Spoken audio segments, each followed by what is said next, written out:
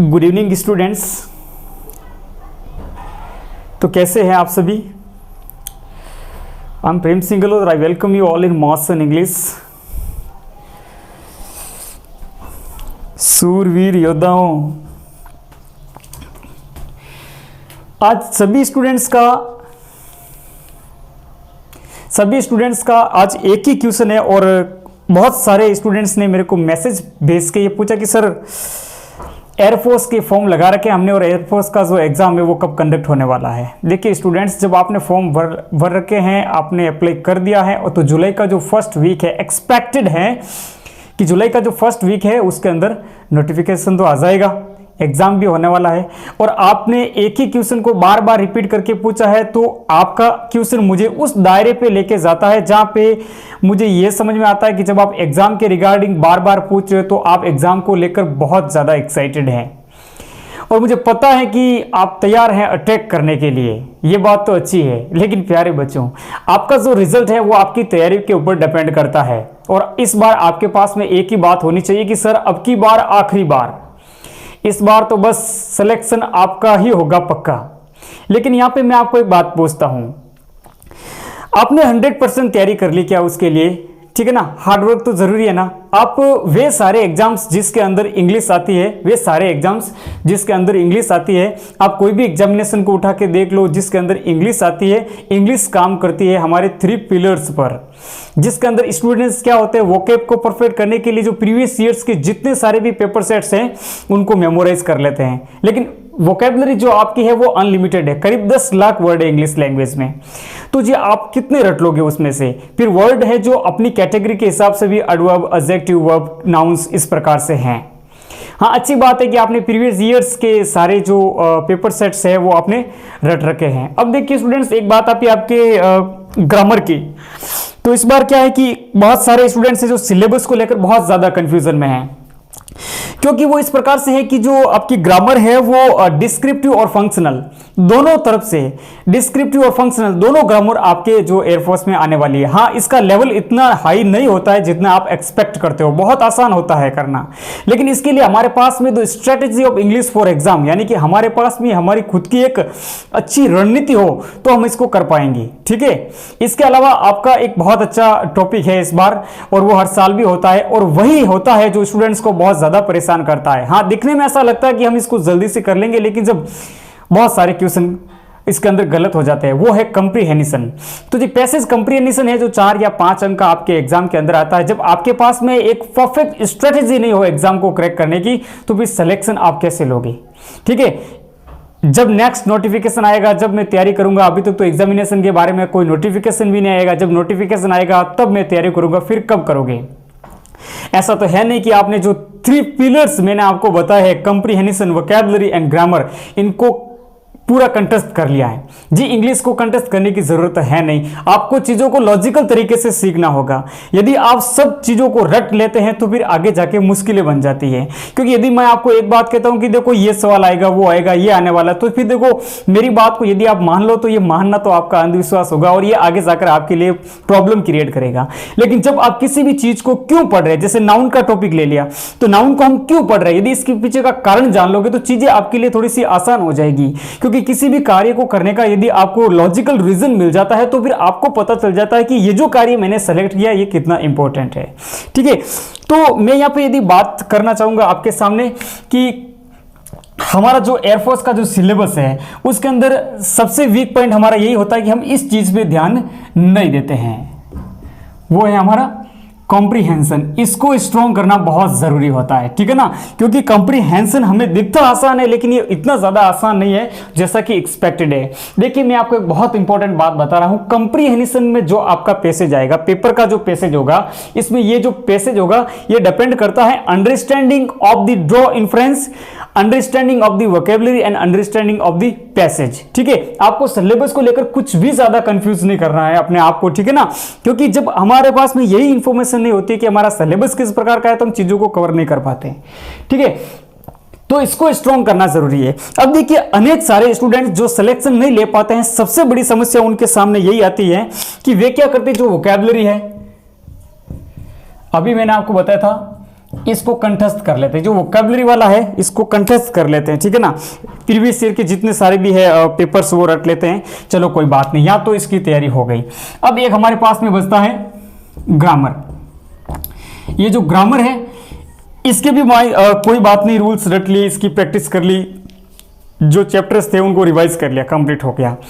अब स्टूडेंट्स ने इस वोकैबुलरी को स्ट्रॉन्ग कर लिया, ग्रामर को भी देख लिया, इसको भी रट लिया। अब इसको कैसे रटेगा, ठीक है ना। कंप्रीहेंशन को कैसे रटेगा। कंप्रीहेंशन बहुत ज्यादा प्रॉब्लम क्रिएट करता है, क्योंकि इसे पढ़ना पड़ता है, इसकी प्रैक्टिस करनी पड़ती है। उसके लिए इसका जो पैसेज में जितनी कितनी भी सारी लाइन आई उनका यूसेज को अंडरस्टैंडिंग लेवल पे एनालिसिस करना पड़ता है, तब ये हमें समझ में आता है। अब देखिए स्टूडेंट्स, तो जैसा कि पैसेज के बारे में मैंने आपको बताया था कि it needs to much practice, okay, and in this case I will help you. But before that what we honestly have to do is to deal with grammar. Grammar के बारे में यदि मैं बात करूंगा तो सबसे पहले हमें यह ध्यान रखना पड़ेगा कि ग्रामर के अंदर कौन कौन से चैप्टर है जो मोस्ट एक्सपेक्टेड हमारे एग्जाम के अंदर आने वाले हैं। यहां से हम इसको दो तरीके से डिवाइड करेंगे। एक जो ग्रामर हमारे पास में होती है वो होती है डेस्क्रिप्टिव, एक ग्रामर हमारे पास में होगी वो डेस्क्रिप्टिव होगी, और डेस्क्रिप्टिव के अलावा फंक्शनल भी हमें देखने के लिए मिलती है। देखिए स्टूडेंट्स, डेस्क्रिप्टिव ग्रामर के अंदर हमारे जो टॉपिक्स हैं जो एक्सपेक्टेड है मोस्टली देखे जाते हैं वो होते हैं हमारे, एक होता है टेंस, इसके अलावा वॉइस भी देखने को मिल सकता है, ठीक है, इसमें से भी क्वेश्चन आएंगे। यदि टेंस की बात करूं तो अनेक बार सिलेबस को लेकर बहुत ज्यादा कंफ्यूजन हो जाता है कि टेंस को किस प्रकार से पूछा जाएगा। क्या टेंस को फिलर में पूछा जाएगा? वैसे फिलर अपने आप में कोई टॉपिक नहीं है। फिलर का मतलब भी क्या है कि वो फिल इन द ब्लैंक के जरिए आपको क्वेश्चन पूछता है। कॉमन एरर भी अपने आप में कोई टॉपिक नहीं हुआ, कॉमन एरर का मतलब ही ये हुआ कि ये क्वेश्चन पूछने का जरिया है। अब कॉमन एरर आपके सेंटेक्स, जिसको मैं कॉनकॉर्ड या सब्जेक्ट वर्ब एग्रीमेंट के नाम से जानता हूं, उसके रिगार्डिंग भी आ सकता है, ठीक है। अब देखिए, अब मैं चाहे टाइम एंड टेंस कहूं, मूड ऑफ टेंस कहूं या सीक्वेंस ऑफ टेंस कहूं, कुछ भी कहूंगा, लेकिन ये जो चैप्टर है मुझे इसको तो पढ़ना ही पड़ेगा, इसको पूरा कवर करना ही पड़ेगा। वॉइस आपके बिल्कुल वैसे ही है, ठीक है। इसके अलावा नरेशन, ये भी डिस्क्रिप्टिव है, ये भी हमें पढ़ना होता है, ठीक है। एक आता है आपका ट्रांसफॉर्मेशन, जिसके अंदर जो पार्ट्स ऑफ स्पीच है उनकी कैटेगरी को चेंज करना होता है, वर्ब से नाउन, नाउन से एडजेक्टिव, एडवर्ब, इस प्रकार से। इसके बाद में हमें चाहे कॉनकॉर्ड कह लो, सब्जेक्ट वर्ब एग्रीमेंट कह लो या सिंटैक्स कह लो, ये भी हमारे सामने होगा। तो ये जो टॉपिक्स मैंने आपके सामने रखे हैं ये सारे हमारे डिस्क्रिप्टिव है, तो डिस्क्रिप्टिव ग्रामर भी आने वाली है। अब मैं बात करता हूं फंक्शनल लेवल की। तो फंक्शनल के अंदर सबसे ज्यादा पूछने वाला जो टॉपिक हमारा है, शुरुआत भी यहीं से होती है, वो है हमारी नाउन। यदि नाउन की बात करूं तो नाउन की रिगार्डिंग अनेक प्रकार के क्वेश्चन हमें हमारे पेपर में देखने को मिल सकते हैं। या नाउन से यदि मैं बात करूं तो नाउन में जो नाउन का जो नंबर है उससे क्वेश्चन बनते हैं, ठीक है, जिससे हम सिंगुलर और प्लूरल के नाम से भी जानते हैं। नाउन से नाउन के बारे में कभी कभी हमें ये जेंडर भी पूछता है और केस के बारे में भी पूछ सकता है, लेकिन इसके चांसेस, केस के चांसेस बहुत कम है, ठीक है। कई बार जेंडर पूछता है और बिल्कुल सिंपल होता है, what is the gender of peacock. इस प्रकार से अनेक प्रकार के क्वेश्चंस जो प्रीवियस ईयर्स के हैं आप उनमें देख सकते हैं। तो ये हमारा बहुत अच्छा चैप्टर हुआ। इसकी जो मैराथन क्लास है, जस्ट जब हम सिलेबस को शुरू करेंगे तो जो हमारी मैराथन क्लास होगी वो नाउन से ही शुरू होगी, जिसमें मैं सारे रूल्स को, हर एक कॉन्सेप्ट को अच्छे से एक्सप्लेन करूंगा। यदि आप हमारे साथ में बने रहते हैं और सारी चीजों का यहाँ जिक्र जो मैंने किया है आपको उन्हें देखना होता है वन बाय वन, तो आप पूरा सिलेबस एक बार कवर कर पाएंगे। एग्जाम कंडक्ट होने से पहले यदि आप इन सारे टॉपिक्स को क्लियर कर दे तो ये आपके जो 20 मार्क्स का जो पेपर आता है वो इतना ज्यादा मुश्किल नहीं है, ठीक है ना, जितना हमने इसको समझ के रखा है। इसके बाद में हमारा एक और बड़ा सा टॉपिक है, बड़ा प्यारा टॉपिक है, ठीक है, प्रोनाउन, ठीक है ना। नाउन नहीं तो प्रोनाउन नहीं देकर सारा जो कुछ भी पढ़ रहे हैं नाउन ही होता, ठीक है ना। अब नाउन के स्थान पे प्रयुक्त होने वाले शब्दों को प्रोनाउन, नॉर्मली बेसिक आपको पता ही होगा। अब देखिए प्रोनाउन में जो पूछने की बात यहाँ पे हुई वो हमारा हुआ रिलेटिव प्रोनाउन, ठीक है। प्रोनाउन से जो कुछ भी पूछेगा वो पूछेगा रिलेटिव प्रोनाउन, रिलेटिव प्रोनाउन की बात हुई। इसके बाद में प्रोनाउन के बाद में जो हमारा एक चैप्टर है वो होगा वर्ब। प्रोनाउन के बाद में हम पढ़ेंगे वर्ब। ये अपने आप में एक बहुत ही वास्ट टॉपिक है, ठीक है, बिल्कुल अब इसमें से पूछने का तो जो क्वेश्चन मतलब क्या पूछेगा, इसमें पूछ सकता है वो आपको मॉडल्स के अलावा ये use of errors in the use of verb forms, ठीक है ना। तो इसके कुछ एरर्स भी बनते हैं, ठीक है, मैंने एरर्स यहाँ पे लिख दिया है, ठीक है। डिस्क्रिप्टिव के बारे में मैंने आपको ऑलरेडी बता दिया, मैं जो कुछ भी यहाँ पे बता रहा हूँ ये सारा हमारा फंक्शनल है, ठीक है। इसके बाद में आपके जो टॉपिक आएगा जो फंक्शनल के अंदर हमें पढ़ना है वो है हमारा एडजेक्टिव, ठीक है। एडजेक्टिव के अंदर ये पूछेगा आपको डिग्री, जो कि नॉर्मल है, इतना ज्यादा हार्ड नहीं है, जिसको पढ़ लेंगे हम, ठीक है। डिग्रीज ऑफ कंपैरिजन, इससे रिगार्डिंग जो क्वेश्चन बनते हैं। इसके बाद में हमारा एक और टॉपिक पड़ेगा जो जिसका नाम है एडवर्ब, ठीक है। एडवर्ब से भी सवाल पूछे जाते हैं। अब देखिए आपको जब आपने प्रीवियस ईयर्स के कुछ पेपर्स है या फिर अब जब आप एयरफोर्स की जो इंग्लिश है एक्स और वाई दोनों ग्रुप के लिए जब आप प्रैक्टिस करते हैं तो आपको अक्सर फिलर्स के क्वेश्चन मिलते हैं। तो अभी मैंने आपको बताया कि जो फिलर्स है वो अपने आप में कोई टॉपिक नहीं है, ये बाकी जो टॉपिक्स है हमारे पास में, चाहे वो डिस्क्रिप्टिव हो, बेसिकली सबसे ज्यादा फंक्शनल कि क्वेश्चन को पूछने का एक जरिया है। एरर्स ले लो, फिलर्स ले लो, ये इसी को एक्सप्लेन करते हैं। इसके बाद में हम पढ़ेंगे आगे फंक्शनल के मैं नंबर लगा देता हूं, सेकंड हो जाएगा प्रोनाउन, थर्ड हो जाएगा वर्ब, इसके बाद में एडजेक्टिव, एडवर्ब एंड नंबर 6 यहां पर जो हम पढ़ेंगे वो हम पढ़ेंगे प्रीपोजिशन।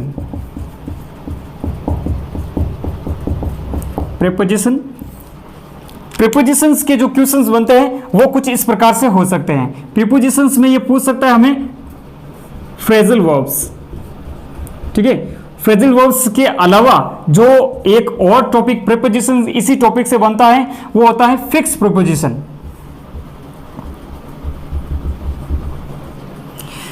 देखिए ज्यादा से ज्यादा फिक्स प्रीपोजिशंस याद कीजिए। यदि आप, मैं चाहता हूं कि आप सफलता पाना चाहते हो यदि इंग्लिश को लेकर, तो मोस्ट ऑफ द टाइम है ना प्रीपोजिशंस के सवाल बहुत ज्यादा एक्स और वाई दोनों ग्रुप में पूछे जाते हैं। तो आप हमेशा के 50 प्रीपोजिशन फिक्स प्रीपोजिशन याद करना जो वर्ब के साथ में फिक्स होते हैं, फिक्स प्रीपोजिशन को आप हमेशा याद करें। और एक टॉपिक को आप तब तक मत छोड़िए जब तक कि वो पूरा इन डिटेल में आप नहीं पढ़ लो, ठीक है ना। ऐसा नहीं कि किसी टॉपिक को आधा पढ़ ले फिर बाद में कोई और सेलेक्ट कर ले, ये आपके लिए मुश्किलें बढ़ा सकता है, जिससे कि आप खुद को पता नहीं चलता है कि कितना सिलेबस कंप्लीट हुआ।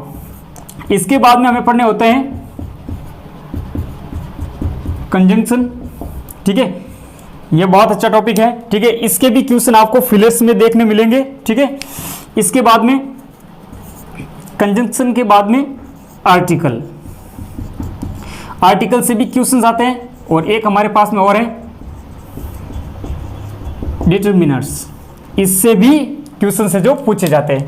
तो अब मैं आपको एक बात बताने जा रहा हूं कि देखिए अभी हमने बात की थी फिलर्स के बारे में, ठीक है, फिलर्स के बारे में। तो फिलर्स के बारे में यदि मैं आपको बताऊं तो फिलर्स में जो क्वेश्चंस पूछे जाते हैं, ये फिलर्स में सबसे ज्यादा आपके आर्टिकल के क्वेश्चन आते हैं। आर्टिकल के अलावा ये कंजंक्शंस के भी क्वेश्चन बनते हैं इसमें से, और इसी में से आपके डिटरमिनर्स के भी क्वेश्चन बनेंगे।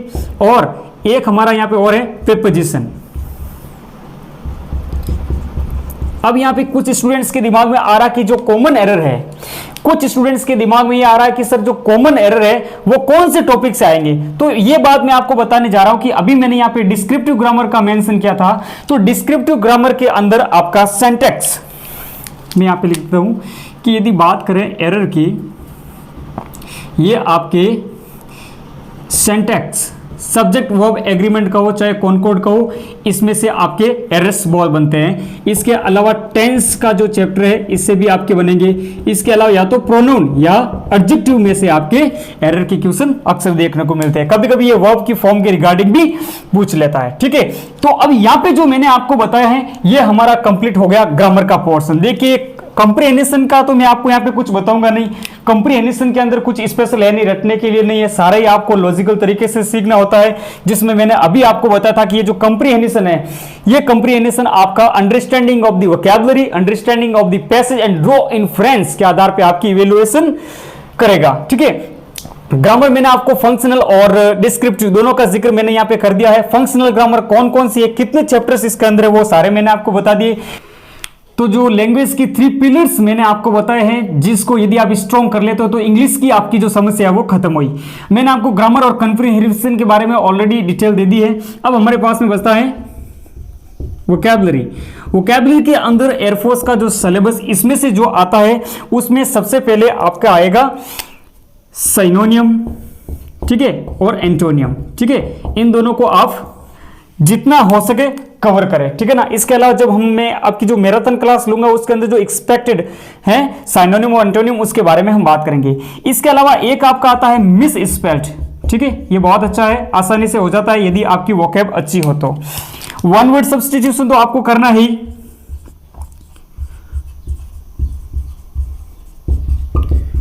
वन वर्ड सब्स्टिट्यूशन तो आपको करना ही। एक्सेप्ट इन 3 के अलावा हमारा एक और बच जाता है, वो हो जाएगा आपका ईडियम और फ्रेज।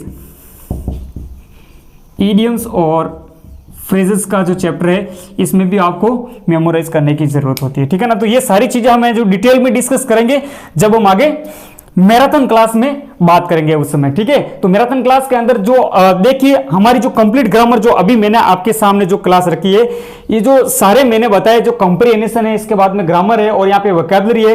तो हम जो हमारी क्लास है वो सबसे पहले ग्रामर से शुरू करेंगे और ग्रामर से हम सबसे पहले शुरू करेंगे नाउन को, ठीक है ना। ये जो नाउन है, कुछ यदि एक शब्द में कहूं तो ये जो नाउन है ये पूरी ग्रामर का बाप है, ठीक है ना। यानी कि प्रोनाउन है वो नाउन को रिप्लेस करता है, एडजेक्टिव है वो नाउन की विशेषता बताता है, एडवर्ब है ये वर्ब के बिना कहां से आया, क्योंकि एडवर्ब किसका काम करता है, वर्ब को शो करता है। प्रीपोजिशन आपका संबंध बताने का कार्य करता है। आर्टिकल आपको आगे और डिटेल में इंफॉर्मेशन मिलेगी, जिस प्रकार से आर्टिकल में भी डिटरमिनेंट अलग तरीके से एक और हो गया, ठीक है ना। इंटरजेक्शन आपका वो हो गया। तो जो एक्सपेक्टेड जो हमारे पास में जो मोस्टली जो मैंने यहाँ पे अभी लिखे हैं जो एयरफोर्स के एग्जाम के लिए हमारे पास में जरूरी है, हम फंक्शनल से शुरू करेंगे, ठीक है ना। अभी जो मैंने लिखवाया था फंक्शनल ग्रामर से हम शुरू करेंगे तथा एक एक टॉपिक को हम पूरा डिटेल में, और एक बात मैं आपको बता रहा हूं, मैं आपको पूरी क्लासें दूंगा, सारी क्लासें दूंगा, 1 बाय 1 जो कुछ भी मैं यहां पे लिखूंगा पूरा आपको इसी चैनल पे मिलेगा। अब ये कहने की जरूरत है नहीं कि आप सब्सक्राइब करो, लाइक करो, ये तो आपको करना ही है, ठीक है ना। हमें पढ़ना है डिटेल के अंदर, ठीक है ना। जो 3 पिलर्स मैंने आपको बताया लैंग्वेज के अंदर, वोकैबुलरी, ग्रामर और कंप्रिहेंशन, इनको प्रिपेयर करना है, ठीक है।